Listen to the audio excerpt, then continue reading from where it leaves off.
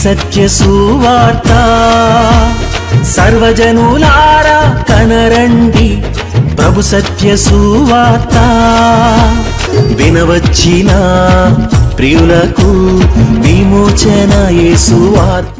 ప్రభు అయిన యేసుక్రీస్తు వారి యొక్క నామములో మిమ్మల్ని అందరినీ ప్రేమతో ఈ సత్య సువార్త అనే ఈ కార్యక్రమానికి నేను ఆహ్వానాన్ని తెలియజేస్తున్నా.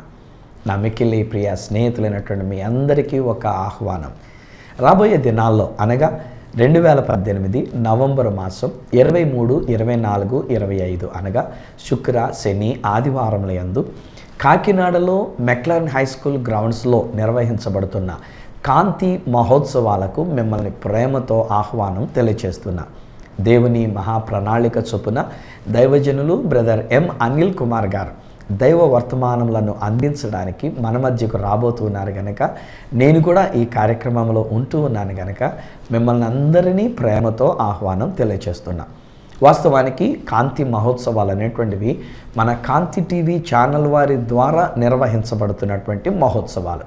మన ప్రియ సహోదరులు రోకరోజు గారు, వారి యొక్క సతీమణి, వారి యొక్క బిడ్డలు, వారందరూ ఒక కుటుంబముగా, వారి యొక్క సహోదరులు రాజు గారు, పాస్టర్ గారు, వీరందరూ కలిసి, వారి యొక్క నాన్నగారు కూడా పాస్టర్ గారే. సో ఇలాగున ఒక దైవజనుడి కుటుంబంలో ఉండినటువంటి వీరు కేవలం మన కాంతి టీవీ ఛానల్ ద్వారా అనేకమైన వర్తమానములను, అనేక దైవజనులు ఇచ్చే సందేశాలని ప్రసారం చేయటం మాత్రమే కాకుండా కాకినాడ నుంచి మనం ప్రసారం చేస్తున్నాం కనుక కాకినాడలో ఈ గొప్ప మహోత్సవాలు ఏర్పాటు చేయాలని తలంచి, ప్రార్థించి, ఎంతో కాలంగా ఎదురుచూచి వారు ఎట్టకేలకి దేవుని యొక్క ఏర్పాటు చొప్పున ఒక నిర్ణయం తీసుకొని ముందుకు వచ్చిన్నారు.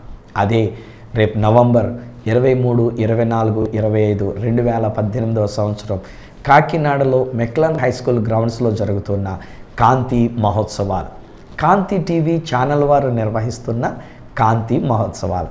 సో మిమ్మల్ని అందరినీ ప్రేమతో నేను ఆహ్వానం తెలియజేస్తున్నా. రండి, మన జీవితాలు వెలిగించబడుతున్నాయి.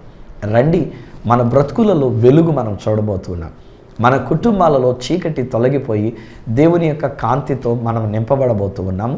దేవుని యొక్క రక్షణ భాగ్యం భిన్నమైన శైలిలో, ఒక అద్భుతమైన రీతిలో నేటి అద్భుతమైన సువార్థికునిగా ముందుకు సాగి వెళుతున్న బ్రదర్ ఎం అనిల్ కుమార్ గారి ద్వారా దైవ వర్తమానములను విని దైవాశీర్వాదాలను పొందుకొనడానికి కాంతి టీవీ ఛానల్ తరపున, రాజు గారి తరపున, నా తరపున కూడా నేను మీ అందరికీ ప్రేమపూర్వకమైనటువంటి ఆహ్వానాన్ని తెలియచేస్తున్నాను. మరొకండి, 2018 నవంబరు 23, 24, 25 శుక్ర, శని, ఆదివారముల యందు ప్రతిరోజు సాయంత్రం 6:30 గంటలకి కాకినాడ మహానగరంలో మెక్లారెన్ హై స్కూల్ గ్రౌండ్స్లో జరగబోతున్న ఈ కాంతి మహోత్సవాలకి ప్రేమతో ఆహ్వానం తెలియచేస్తున్నా. ఈరోజు దేవుని యొక్క వాక్యాన్ని మీతో పంచుకునడానికి గాను కీర్తనల గ్రంథంలో నుండి 68వ కీర్తన 6వ వచనంలో ఉన్న 2వ భాగం మీ కొరకు నేను జ్ఞాపకం చేస్తున్నా. కీర్తనల గ్రంథము 68వ కీర్తన 6వ వచనంలో 2వ భాగంలో వ్రాయబడిన మాటలు ఏమన్నాడంటే, ఆయన బంధింపబడిన వారిని విడిపించి వారిని వర్ధిల్లింపచేయును. బంధింపబడిన వారిని విడిపించి వారిని వర్ధిల్లింపచేయనన్నాడు. హల్లెలూయా. ఈ రోజులో ఒకవేళ నేను మీ గురించి సూటిగా మాట్లాడుతూ మీరు బంధించబడ్డారు అన్నాను అనుకోండి, మీకు ఎంత కోపం వచ్చేద్దో కదా, రోషం వస్తుందో కదా. కానీ సత్యం ఏంటంటే, వాస్తవం ఏంటంటే, చాలామంది యొక్క జీవితాలు మనం బంధించబడిన వారంగానే ఉండి ఉన్నాం. బంధకాలలోనే మనం ఉంటూ ఉన్నాం. మనకు తెలియకుండానే మనం బంధకాలలోనికి వెళ్ళిపోయినటువంటి వారమై ఉంటూ ఉన్నాం. మనకు తెలియకుండానే మనం కొన్ని పరిస్థితుల కనండి, లేక విషయాల కనండి, ఒక విధమైనటువంటి ఒక బానిసలంగా మనం తయారైపోయినాం. ఉదాహరణకి బైబిల్ గ్రంథంలో నుండి ఇశ్రాయేలు ప్రజల యొక్క జీవితాన్ని నేను మీకు జ్ఞాపకం చేస్తూ ఉన్నా. యాకోబు యొక్క సంతానం, యాకోబు యొక్క పిల్లలు, వారందరూ కనాను అనేటువంటి ఒక దేశంలో నివాసం ఉంటూ ఉన్నారు. ఈ కనాను అనేటువంటి ఒక ప్రదేశంలో కరువు అనేటువంటిది వచ్చి ఉన్నది. ఆ కరువు సమయంలో వారికి తినడానికి గింజలు లేక దొరక చాలా ఇబ్బంది పడుతూ ఉన్నారు. కానీ దేవుని యొక్క ప్రణాళిక చొప్పున యాకోబు యొక్క కుమారుల్లో ఒక కుమారుడు యోసేపు అనేటువంటి ఆయనని సొంత అన్నయ్యలే అసూయ కొలది అమ్మేశారు. వీడేదో కలలు కన్నాడు, మనం వీడికి దాసోహం చేస్తామంట, వీడికి నమస్కారం చేస్తామంట, చిన్నోడయ్యుండి ఇలాంటి పెద్ద పెద్ద ప్రగల్భాలతో కూడినటువంటి కలలు కన్నాడు, వీడి సంగతి తేల్చేద్దామని చెప్పేసి అని అనుకొని మొదట వాడి దగ్గరికి వస్తే వాడిని తీసుకెళ్ళి గోతులో పడేశారు. ఆ తర్వాత వాడిని గోతులో నుంచి బయటికి తీసుకొని వచ్చి కొంతమంది దూరదేశానికి వర్తకులు వెళ్తుందంటే వాళ్ళకి అమ్మేశారు వీళ్ళని. ఈ యొక్క యోసేపు అనేటువంటి వాళ్ళు తీసుకుని వెళ్ళి ఐగుప్తు దేశంలో అమ్మేశారు. అక్కడ పొతీఫర్ అనేటువంటి ఆయన అక్కడ కొనుక్కొని తన ఇంట్లో పెట్టుకున్నప్పుడు ఒక చిన్న శోధన వస్తే శోధనకు లొంగకపోవటం ప్రతిఫలంగా ఈయన గారు వెళ్ళి రాజ ఖైదీలు ఉండేటువంటి ఒక ఖైదీలో తను ఉంచబడి ఉన్నాడు, ఖైదీ చేయబడి ఉన్నాడు. కానీ అక్కడ ఆ రాజుగారికి ఒక కళ వచ్చింది. ఆ కళ భావం ఎవరో తెలియజెప్పకపోగా ఎట్టికాలకి ఆ ఖైదులో ఉండిన ఒకడు విడుదల పొందుకున్నటువంటి వాడు గుర్తుకు తెచ్చుకొని, అయ్యయ్యో నేను జైల్లో ఉన్నప్పుడు ఒక ఆయన నా కళ భావం చెప్పాడండి, రాజా మీకు వచ్చినటువంటి ఆ కళ భావం కూడా ఒకవేళ అతడే చెప్తాడేమో, అతను పిలిపిద్దామనంటే అలాగను యోసేపును తీసుకుని వచ్చారు. యోసేపు గారు ఆ కళ భావం చెప్పాడు. ఈ రోజున మనం తెలిసినటువంటి ఫుడ్ కార్పొరేషన్ అంటాం చూసారా, ఆ గెడ్డంగులు అని చెప్పేసి మనం పెట్టుకుంటాం చూసారా. ఈరోజు మనకి పంట బాగా పండినప్పుడు గవర్నమెంట్ వాళ్ళు మన దగ్గర ధాన్యం కొనుగోలు చేసుకొని వాళ్ళు ధాన్యాన్ని లోపల పెట్టుకొని గవర్నమెంట్ తరపు నుంచి సప్లై చేయవలసి వచ్చినప్పుడు వాటిని మళ్ళీ విడుదల చేసి వాటిని సప్లై చేస్తూ, ఒకవేళ మరీ ఇబ్బందికరమైన పరిస్థితి కనుక వచ్చినట్లయితే గవర్నమెంట్ సప్లైగా అనేక మందికి ధాన్యాన్ని పంచివ్వడానికి, బియ్యం పంచివ్వడానికి అనేటువంటి రీతిగా ఇప్పుడు మనకున్న ఫుడ్ కార్పొరేషన్ అనేటువంటి ఒక పెద్ద ఆహార సంస్థ, అది ఆనాడు యోసేపు అనేటువంటి ఆయన ద్వారా జరిగినది. అందుకు ఐగుప్తు దేశంలో అద్భుతమైనటువంటి ఆహార నిధులు అక్కడ కనబడి ఉన్నవి. ఈ విషయం అనేక మందికి తెలిసి ఉన్నది. అందుచేత యాకోబు తన యొక్క పిల్లలైనటువంటి వాడిని ఐగుప్తు దేశానికి పంపించి, ఒరే అక్కడికి వెళ్ళి కొనుక్కురండిరా మనకు ధాన్యం అని చెప్పేసానంటే వచ్చినటువంటి అన్నయ్యలు అక్కడ ఉన్నటువంటిది తమ యొక్క సొంత తమ్ముడు యోసేపు అని తెలియక అప్పటికి ఆయన ఐగుప్తు దేశపు గెటప్లో ఉండి ఉన్నాడు కనుక ఆనవాళ్ళు కట్టలేక నమస్కారం చేశారు, సాగిలపడి నమస్కారం చేశాడు. తమ్ముడు యోసేపు అన్నయ్యలను గుర్తుపెట్టి లోపలికి వెళ్ళి ఏడుస్తాడు. ఆ తర్వాత యోసేపు తన యొక్క తండ్రిని, తన యొక్క తోబుట్టు అయినటువంటి బెన్యామీని, ఈ యొక్క అన్నయ్యలైనటువంటి వీళ్ళందరినీ కూడా ఐగుప్తు దేశాన్ని తీసుకొని వస్తాడు. ఎట్లా వచ్చారు? టీవీగా వచ్చారండి. రెడ్ కార్పెట్ వెల్కమ్ అని అంటారు. సాధారణంగా ఘనంగా మనం ఆహ్వానించేటప్పుడు ఏం చేస్తామంటే ఎర్రని తివాచి పరిచి ఆ తివాచి మీద వారిని నడిపించుకుంటూ వచ్చేటప్పుడు ఒక్కొక్కసారి పువ్వులు జల్లుతూ వారిని తీసుకొని వస్తున్నప్పుడు రెడ్ కార్పెట్ వెల్కమ్ అనేటువంటి రీతిగా దాన్ని ఒక మాట అంటూ ఉంటాం. సో యాకోబు యొక్క పిల్లలు వీళ్ళందరూ కలిపితే ఒక 70 మంది బయలుదేరి వచ్చారంట. వీళ్ళందరికీ అక్కడ ఉన్నటువంటి ఒక రాజుగారే స్వయంగా ఆహ్వానం పలికి ఉన్నారు. ఎంత ఘనంగా ఆహ్వానం పలికి ఉన్నారు యోసేపును బట్టి. ఎందుకంటే ఇప్పుడు యోసేపు ఆ దేశానికి ఎంత ఘనతను తెచ్చి ఉన్నాడు కనుక యోసేపును బట్టి మంచి ఆహ్వానం పలికి ఉన్నారు. బట్ అలాస్ ఏం జరిగింది? కొంతకాలం జరిగేసరికి దాదాపు 430 సంవత్సరాలు జరిగేసరికి ఈ యాకోబు యొక్క సంతానం సంఖ్యలో బహుగా అభివృద్ధి చెందుతూ వచ్చారు. యోసేపును ఎరుగని వేరొక రాజు వచ్చి వీళ్ళు ఇలా సంఖ్యలో పెరగటం చూచి, వామో వీళ్ళు ఎలాగే కనుక పెరిగారంటే రేపొద్దున మన మీద వీళ్ళు పెత్తందారీతనం చేస్తారు, మన దేశాన్ని వీళ్ళు ఆక్రమించుకుంటారని రాను క్రమక్రమంగా వారిని బానిసలుగా చేసి ఉన్నారు. ఇది జరిగిన విషయం. వెళ్ళేటప్పుడు టీవీగానే వెళ్ళి ఉన్నారు, మంచి రాజరికంగా వెళ్ళి ఉన్నారు. కానీ కొంతకాలానికి అక్కడికి వెళ్ళినటువంటి యొక్క ఇశ్రాయేలు ప్రజలు అనగా యాకోబు యొక్క సంతానం బానిసలైపోయారు. ఏమండి, ఈరోజు మన జీవితంలో కూడా అంతే కదా. చాలామంది నా మాటలు వింటున్నటువంటి వారి విషయంలో నేను చెప్పగలను. మొట్టమొదట ఒక సిగరెట్ తాగేటప్పుడు బాగానే అనిపిస్తుంది. ఫ్రెండ్స్ దగ్గరుండి ప్రోత్సహిస్తే ఏమంటారంటే, ఏం లేదులేరా, కొంచెం ఆ తలపోటు తగ్గాలంటే, ఆ టెన్షన్ తగ్గాలంటే ఒక సిగరెట్ తాగు, ఏం పర్లేదు, ఒక సిగరెట్ తాగితే మరలా మంచి బలం వచ్చేస్తుంది, మంచి రిలాక్సేషన్ వచ్చేస్తుంది, నువ్వు ఆఫీస్ పని అంతా చక్కగా చేసుకోగలుగుతావు, ఒక్క దమ్ముగొడదు కానీ అని చెప్పేసి అని మామూలుగా తీసుకొని వెళ్తారు. ఆ తర్వాత ఈరోజు బహుశా నా మాటలు వింటున్న మీలో కొందరు సిగరెట్లకు బాగా బానిస అయిపోయారు కదా. తెల్లవారు లేచిన వెంటనే మీకు వచ్చేటువంటి దగ్గర సిగరెట్ బానిసత్వం కదా. సిగరెట్ తాగకపోతే ఉండలేకపోతున్నారు. నా ప్రియ స్నేహితులారా, సిగరెట్ తాగుతున్నంత మాత్రం నేను ఏదో పాపం దోపం అని నేను అనట్లే. కానీ సిగరెట్ వలన జరుగుతున్న విషయం మనందరికీ తెలుసు. దాని మీద కూడా చాలా క్లియర్గా చెప్తాడు. Cigarette smoking is injurious to thing, cigarette smoking kills అని చెప్పేసి అని చాలా క్లియర్గా అక్కడ ఉంటుంది. But still they don't listen to that, they don't take it. అది వాళ్ళు తీసుకుంటలే. నేను ఒక్కొక్కసారి బయట దేశాలకు వెళ్ళినప్పుడు, నేను ఇజ్రాయెల్ దేశానికి వెళ్ళేటప్పుడు కొంతమంది ఊరికే సిగరెట్లు తాగుతూ ఉంటారు. అప్పటికే నేను చెప్తాను, దాని మీద ఉంది చూడు నాయన, ఎందుకు అన్ని సిగరెట్లు తాగుతూ ఉంటానంటే, పర్వాలేదులేండి, ఇది పెద్ద సమస్య ఏం కాదు, ఇట్ ఓన్లీ కిల్స్ అని చెప్పేసాను, అందుకని అదేం పెద్ద కష్టమేమి కాదులేండి అని దానికి ఏదేదో జవాబులు, వాళ్ళ తెలివితేటలతో వాళ్ళ జవాబులు చెప్తుంటే వీళ్ళకి చెప్పలేం రా బాబు అని అనుకుంటా.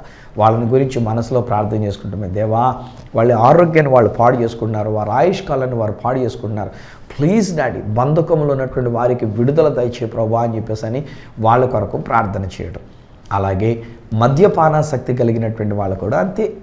సాధారణంగా కొంతమంది స్నేహితులు ఉంటారు, వాళ్ళు ఏం చేశారంటే ఎవడో ఒకరిని చెడగొట్టడానికి అనేటువంటిదిగా వాళ్ళ ఆఫీస్లో పనిచేస్తున్నటువంటి వాళ్ళని చెడగొట్టడానికి, వాళ్ళు చెడిపోయింది కాక ఉన్న వాళ్ళని కూడా చెడగొట్టడానికి ఏం చేస్తారంటే, ఒక్కరోజు రా పార్టీకి రా, ఏం కాదులే పర్లేదు, ఈ ఒక్కరోజు కొంచెం మందు పుచ్చుకొని వెళ్తే కానీ, ఒకసారి పుచ్చుకున్నంత మాత్రాన్ని ఏం కాదులే, ఒక్క గ్లాస్ తీసుకో పర్లేదు అన్నట్టుగా ఎలా రెచ్చగొడతారో కానీ మొత్తానికండి మనిషిని ఓరడించేసి మనిషిని ఇది చేసేసి మొత్తానికి ఎలాగైతేనే వాడు ఆ మందు కొట్టేసేటట్టుగా చేస్తారు. ఈ మందు కొట్టిన తర్వాత వాడు ఏం చేస్తుంటాడో వానికే తెలియదు, ఎటు నడుస్తున్నాడో వానికే తెలియదు, ఇంటికి వెళ్ళిన తర్వాత ఏం మాట్లాడుతున్నాడో వానికే తెలియదు, ఎలా నడుస్తున్నాడో కూడా వానికి తెలియదు, తూలిపోతూ ఉంటాడు, తేలిపోతూ ఉంటాడు, ఇంటికి వెళ్ళిన తర్వాత ఏమేమో మాట్లాడుతూ ఉంటాడు. ఈ మందు కొట్టిన మైకంలో ఏవేవో విషయాలు మాట్లాడేస్తూ ఉంటాడు. ఒక్కొక్కసారి నేను కొంతమందిని చూస్తాను, ఈ మందు కొట్టిన తర్వాత వాళ్ళు ఇంగ్లీష్ ఎక్కువ మాట్లాడేస్తూ ఉంటారు. కొంతమందిని చూస్తూ ఉంటాం, వాళ్ళు ఏంటంటే మందు కొట్టినప్పుడు పాస్టర్ గారుగా నాతో కూడా తెగ మాట్లాడుతూ ఉంటారు.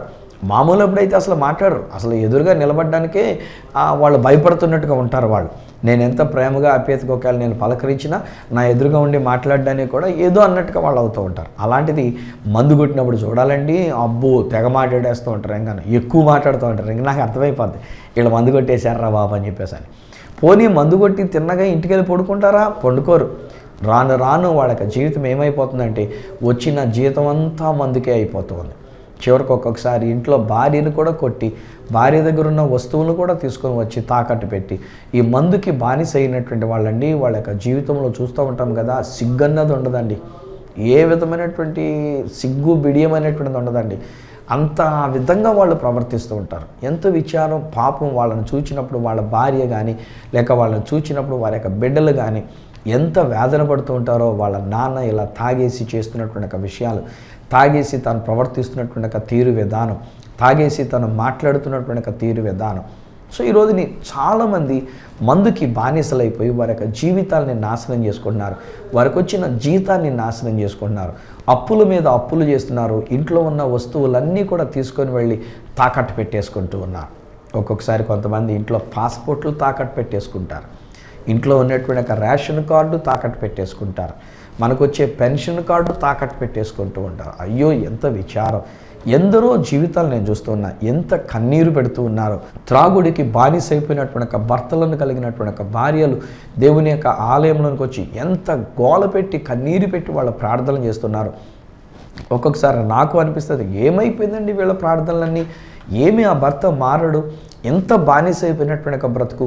కానీ ఈ రోజున దేవుడు మాట్లాడుతున్నాడు. తన పరిశుద్ధ ఆలయంలో ఉండినటువంటి ఒక దేవుడు బంధింపబడిన వారిని విడిపించగలిగిన దేవుడు. అమ్మా సిస్టర్ గారు, బహుశా నీ భర్త త్రాగుతున్నాడని నువ్వు కలవరపడుతున్నావా? నా ప్రియ సహోదరి, నీ భర్త యొక్క జీవితంలో కొన్ని చెడు వ్యసనాలకి బానిసైపోయాడని నువ్వు కలవరపడుతున్నావా? నువ్వు ఉంటుండగా నిన్ను విడిచిపెట్టి వేరొకళ్ళకి బానిసైపోయినట్టుగా జీవిస్తున్న విధానం.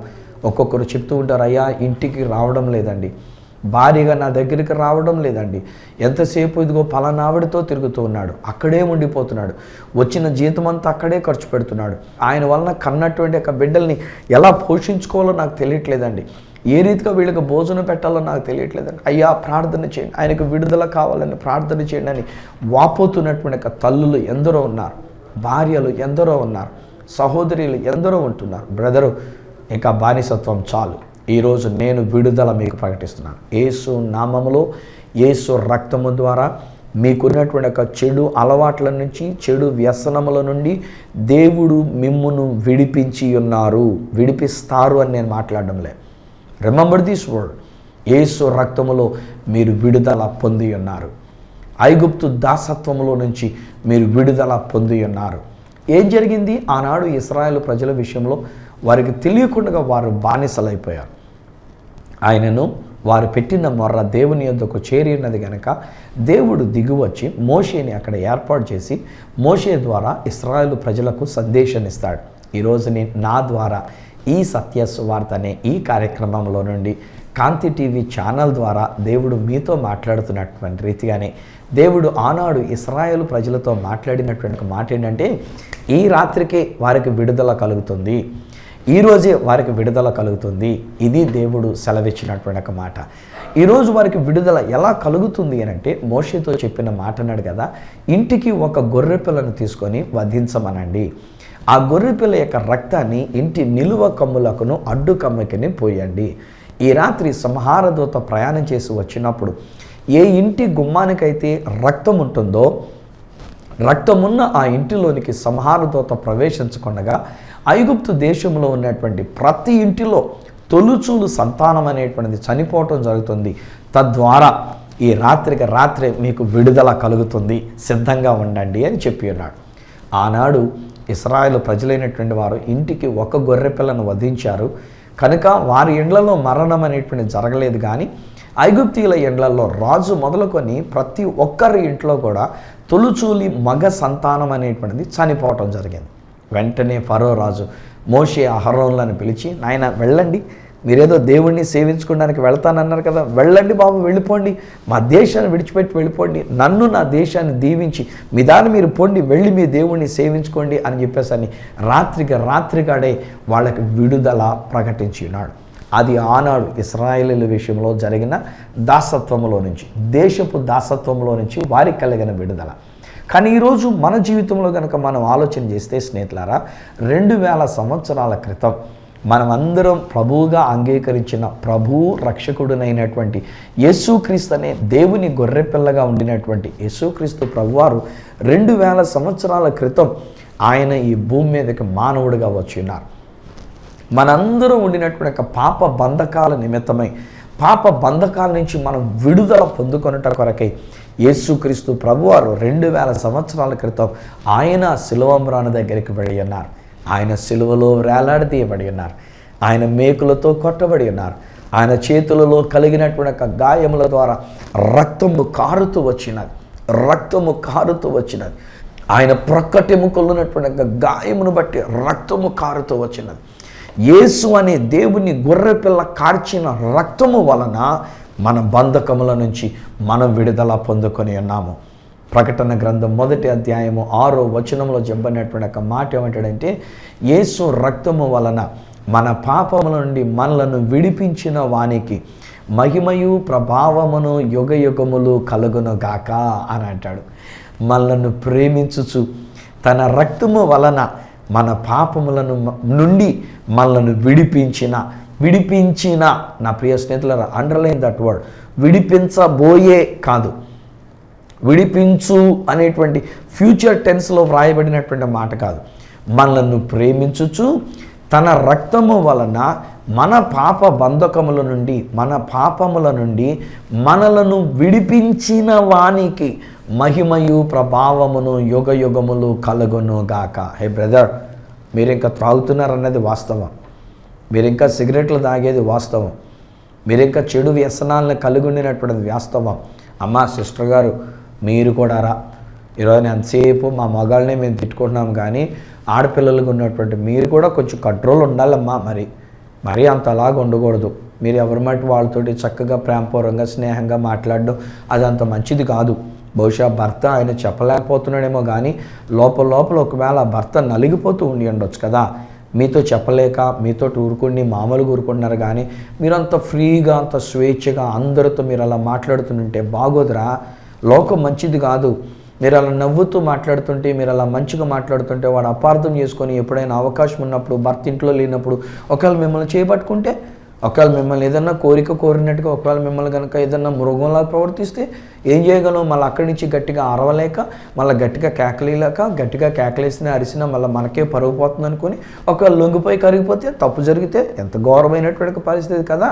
సో ఈరోజు అందుకనే ఆడపిల్లలు కూడా నేను చెప్తున్నాను, వద్దు, కొంచెం కంట్రోల్లో ఉందాం. ఎందుకంటే లోకం మంచిది కాదు, మనుషులు మంచోళ్ళు కాదు. వచ్చినటువంటి వాళ్ళు మన ఇంటికి స్నేహపూర్వకంగా వచ్చేటువంటి వాళ్ళు కూడా చెప్పలేము ఎలాంటి వాళ్ళు, ఎలాంటి ఆలోచనలు ఉంటాయో, ఎలాంటి బుద్ధులు ఉంటాయో ఎవరు చెప్పగలం. అందుకని ఆడపిల్లలుగా మీకు కూడా నేను చెప్తున్నాను, చెడు వ్యసనముగా దాన్ని పెట్టుకోవద్దు. అందరితో నవ్వుతూ, మరీ పలకరింపుగా, మరీ అంత ఫ్రీగా, మరీ అంత స్వేచ్ఛగా, మరీ అంత ముట్టుకుంటున్నట్టుగా, మరీ అంత మీద పడుతున్నట్టుగా అంతలా వద్దు. కొంచెం కంట్రోల్ చేసుకోండి. Thank you very much. మీరు నన్ను అర్థం చేసుకుంటున్నారు కనుక నేను మీ కొరకు ఈ మాటలు ప్రేమతో నేను చెప్తున్నా. మనుషులు మీలో హృదయంలో ఏ చెడు తలంపు లేదులేండి.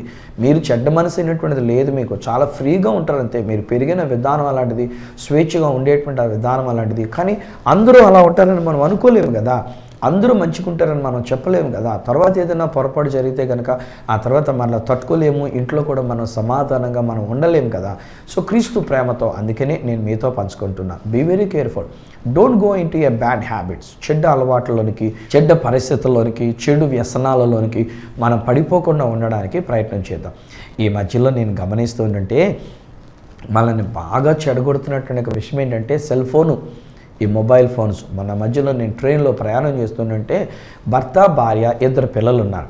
ఆ ఇద్దరు పిల్లల్ని మధ్య పెట్టుకొని అవతల ఆయన యువతల ఈవిడ, వీళ్ళిద్దరూ ఇంకా సెల్ ఫోన్లో ఏమేమో చూసుకుంటూ ఉన్నారు, వాట్సాప్లో ఏమేమో గమనించుకుంటూ ఉన్నారు. అప్పుడు నేను అనుకున్నా, ఒరే మీ ఇద్దరు పిల్లలన్నా చూసుకుంటారా బాబు, మీరిద్దరు కలిసి ఆ సెల్ ఫోన్ చూసుకుంటూ దానిలోనే లీనమైపోయారని చెప్పేసి బాధపడుతూ వచ్చా. ఈ మధ్యలో ఈ సెల్ ఫోన్ ఈవెన్ భార్యాభర్తల బంధం మధ్యలో కూడా అదే ఉంటూ ఉంది కదా. పండుకునే ముందు చాలాసేపటి వరకు ఆ సెల్ ఫోన్లో ఉన్న విషయాలు చూసుకుంటూనే సాగిపోతూ ఉంది. ఆ భర్తను పట్టించుకున్నది లేదు, ఆ భార్యను పట్టించుకున్నది లేదు. భర్త సెల్ ఫోన్ చూసుకుంటూ ఉంటాడు, భార్య ఫోన్ చూసుకుంటాడు. అది చూసి మధ్యలో రుద్ది దాన్ని రుద్ది టచ్లు కొట్టుకొని ఇవన్నీ చేసిన తర్వాత ఆలిసిపోయి నిద్ర వచ్చేసి పడుకుంటారు. ఏది సుఖమేది? భార్య భర్తలు వీరిద్దరూ ఒకరికొకరు సుఖం అనేటువంటిది శారీరకంగా వీరు పొందవలసిన సుఖానికి బదులుగా సెల్ ఫోన్ చూసుకుంటూ సుఖం ఉంది. ఇందులో ఎవడో పెడతాడు, అబ్బా మీరు ఎంత బాగున్నారో, మీ హెయిర్ స్టైల్ ఎంత బాగుందో, మీరు వేసుకున్న డ్రెస్ ఎంత బాగుందో, అబ్బా మీరు ఎంత హ్యాండ్సమ్గా ఉన్నారో, మీరు ఆ బైక్ మీద వెళ్తుంటే ఎంత బాగున్నారో, ఇలాంటివన్నీ చూసుకొని వాటితో సునకానందం పొందినట్టుగా వారు తృప్తి చెందిపోయి పడుకుంటూ పోతూ ఉన్నారు. That is not right. Cell phone అనేటువంటిది కూడా ఒక వ్యామోహంగా తయారవుతుంది. ఈ సెల్ ఫోన్ ద్వారా, మొబైల్ ఫోన్ ద్వారా ఇది నాని అనేక మంది కుటుంబాలలో సరైనటువంటి లైఫ్ లేదు, జీవం లేదు, జీవముతో కూడినటువంటి ఆనందం లేదు, జీవముతో కూడినటువంటి సంతోషం లేదు. దానికి బదులు మెకానికల్ తోపుడు జీవమే. ఇలాగన రుద్దుతూ ఉన్నటువంటి ఈ విషయాలు తప్ప అంత మించి కనబట్టలేదు. ప్లీజ్ అండి, చేతులు జోడించి నేను నమస్కరించి మరి నేను చెప్తున్నా, సెల్ ఫోన్ పక్కన పెట్టేయండి.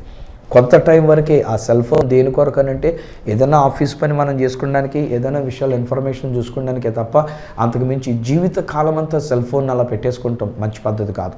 లేవటం ఆ మధ్యలో ఒక పాట కూడా వచ్చింది, నువ్వు లేకపోతే నేను లేదు, ఎంత రుద్దినా వెనకాల వచ్చి లారీ వచ్చి గుద్దినా తెలియకుండా పోతున్నావే, ఉన్న డబ్బులన్నీ కూడా అయిపోతున్నాయే, నువ్వు ఇలాగైనా రుద్దుకుంటూ ఉండడం అయిపోతుందని ఒక పాట ఏదో స్మార్ట్ ఫోనా అని చెప్పేసి అని పాడుతుంటే అబ్బా ఎంత క్లియర్గా రాశారా బాబా మాటలు అని చెప్పేసి అని అనిపించింది. ఈనాడు లోకంలో ఉన్నటువంటి ప్రజలు సెల్ ఫోన్కి బందీలైపోయి ఉన్నారు. ఈరోజు నా సువార్త ఏంటంటే బందీలైనటువంటి వారిని విడుదల కలిగించి వారిని వర్ధిల్లింపజేసేటువంటి ఒక దేవుడు. ఆనాడు ఇశ్రాయేలు ప్రజలైనటువంటి వారిని ఐగుప్తు అనేటువంటి ఒక పాప దాసత్వములో నుంచి విడిపించిన దేవుడు.